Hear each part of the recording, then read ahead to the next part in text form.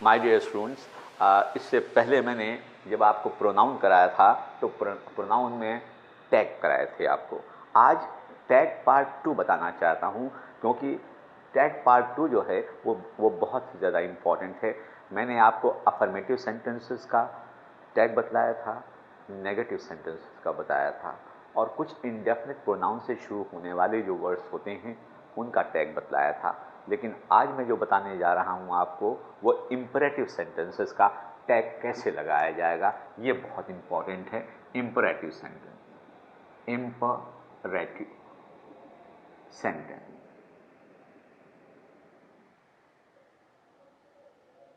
Imperative sentence. Imperative sentence क्या होते हैं? इम्परेटिव सेंटेंस उन सेंटेंस को कहा जाता है जो वर्ब से शुरू होते हैं, जो क्रिया से शुरू होते हैं। जैसे मैं कहूं go there, go there, this is imperative sentence. मैंने कहा सिट डाउन, सिट डाउन, ये वर्ब से शुरू हुआ, ये इम्परेटिव। या नेगेटिव से शुरू होते हैं, डोंट गो देयर,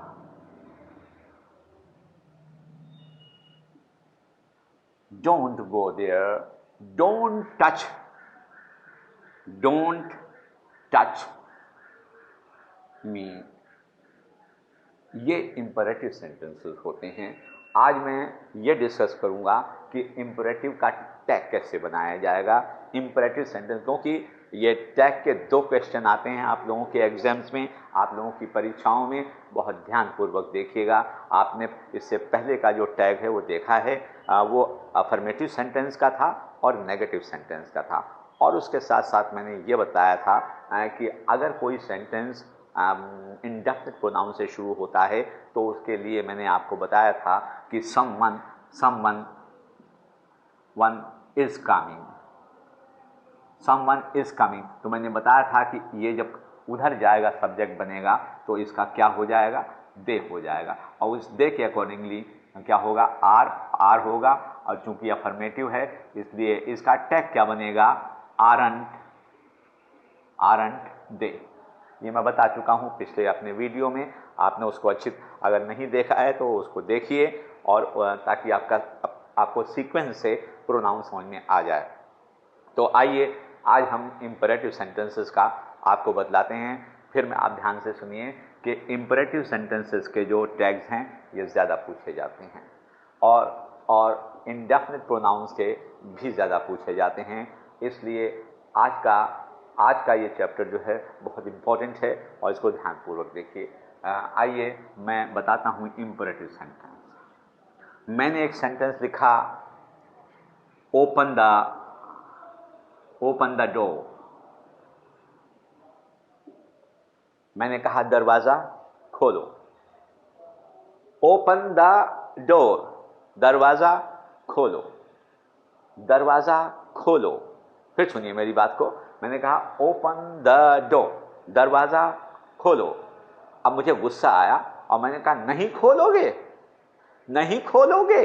यानी हमने जो जवाब दिया वो गा में दिया, नहीं खोलोगे, नहीं खोलोगे। यानी है तो ये इंपरेटिव सेंटेंस, लेकिन उसका जवाब जो मिल रहा है वो फ्यूचर में मिल रहा है। तो फ्यूचर में नहीं खोलोगे, तो फ्यूचर में नहीं की क्या होती है, वांट होती है, वांट। विल नॉट को क्या बोलते हैं, वांट। और चूंकि हम यहाँ इसमें यू छुपा हुआ है, you open the door, you छुपा हुआ होता है इंपरेटिव में, इसलिए हम इसका क्या हो जाएगा, वांट यू।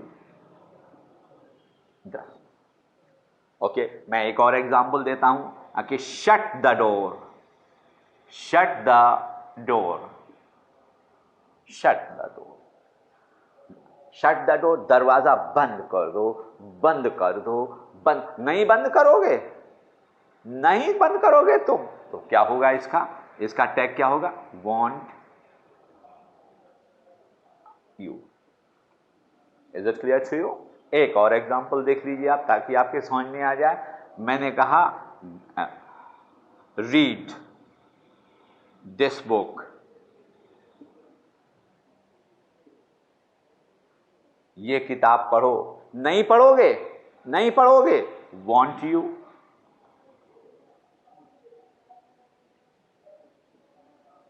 ये कंसेप्ट क्लियर हुआ।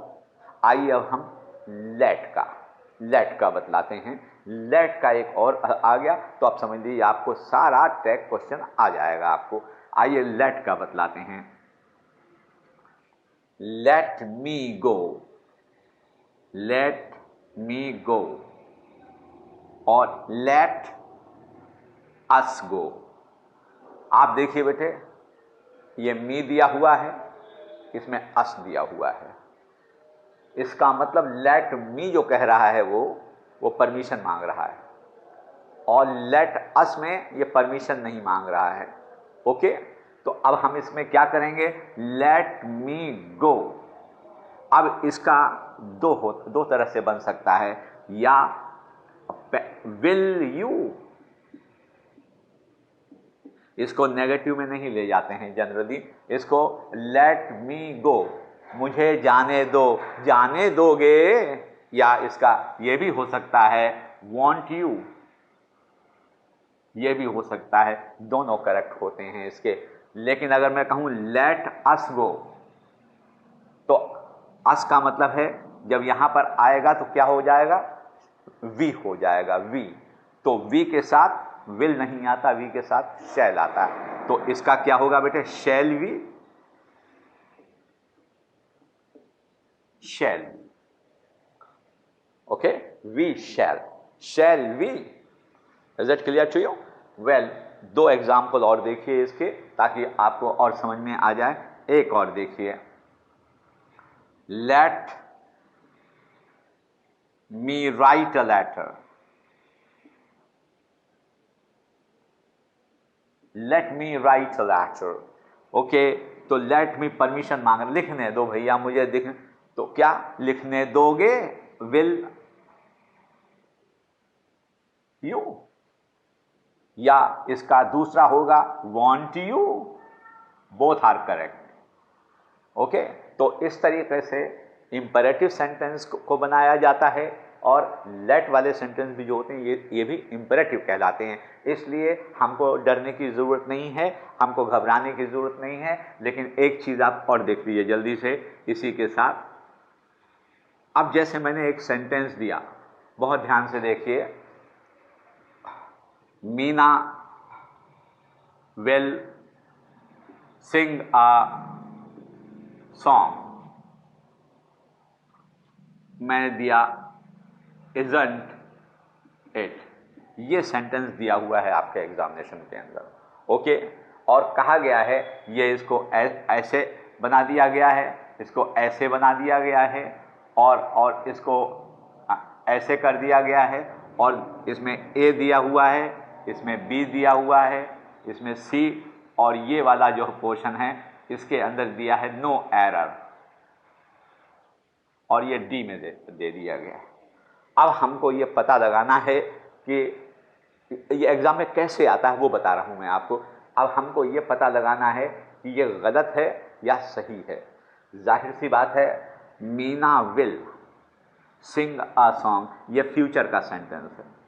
ओके, अब फ्यूचर में क्या होता है, जब अफर्मेटिव होता है तो वो किस में चला जाता है, नेगेटिव में चला जाता है। तो होना इसका चाहिए था वॉन्ट, वॉन्ट, और मीना के लिए क्या आएगा, वॉन्ट शी आना चाहिए, वॉन्ट शी आना चाहिए। ओके, इसमें क्या आना चाहिए, वॉन्ट शी आना चाहिए। लेकिन यहां पर वॉन्ट शी के बजाय क्या दिया, इजंट इट। इसका मतलब जो एरर है वो सी के अंदर है, एरर है, वॉन्ट शी आना चाहिए था। Is it clear to you? नई कंसेप्ट एक और समझ लीजिए, ताकि आपकी समझ में आ जाए एग्जाम में कैसे आता है, इसको देख लीजिए आप। दूसरा एक सेंटेंस मैं देता हूं, I like the Taj, I like the Taj, isn't it,